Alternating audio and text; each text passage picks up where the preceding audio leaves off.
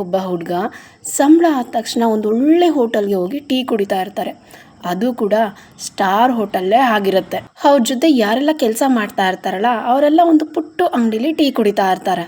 ಫ್ರೆಂಡ್ಸ್ಗಳು ಕೇಳ್ತಾರೆ, ನನಗೂ ನಿನಗೂ ಸೇಮ್ ಸ್ಯಾಲ್ರಿನೇ ಸಿಗುತ್ತೆ, ಆದರೆ ನೀನು ಯಾಕೆ ಸ್ಟಾರ್ ಹೋಟೆಲ್ಗೆ ಹೋಗಿ ಟೀ ಕುಡಿತೀಯಾ ಅಂತ. ಅದಕ್ಕೆ ಆ ಹುಡುಗ ಹೇಳ್ತಾರೆ, ಆ ಚಿಕ್ಕ ಹೋಟೆಲ್ಗೆ ಹೋದರೆ ಅಲ್ಲಿ ಜನಗಳ ಪ್ರಾಬ್ಲಮ್ಸ್ ಬಗ್ಗೆ ಮಾತ್ರ ಚರ್ಚೆ ಮಾಡ್ತಾರೆ. ಈ ಸ್ಟಾರ್ ಹೋಟೆಲ್ನಲ್ಲಿ ಬಿಸ್ನೆಸ್ ಡೆವಲಪ್ಮೆಂಟ್ಸ್, ಪ್ಲಾನ್ಸ್, ಐಡಿಯಾಸ್ ಬಗ್ಗೆ ಮಾತಾಡ್ತಾರೆ. ಅದನ್ನು ತಿಳ್ಕೊಳ್ಳೋಕ್ಕೋಸ್ಕರನೇ ಬರ್ತೀನಿ. ಈಗ ಅಷ್ಟೆಲ್ಲ ಕಷ್ಟಪಟ್ಟಿರೋ ವ್ಯಕ್ತಿನೇ ಧೀರು ಅಂಬಾನಿ ಸರ್ ಆಗಿರೋದು. ಅವರು ಕೂಡ ಅಂದ್ಕೊಂಡಿರಲಿಲ್ಲ ನನ್ನಿಂದ ಯಾಕೆ ಸಾಧ್ಯ ಇಲ್ಲ ಅಂತ.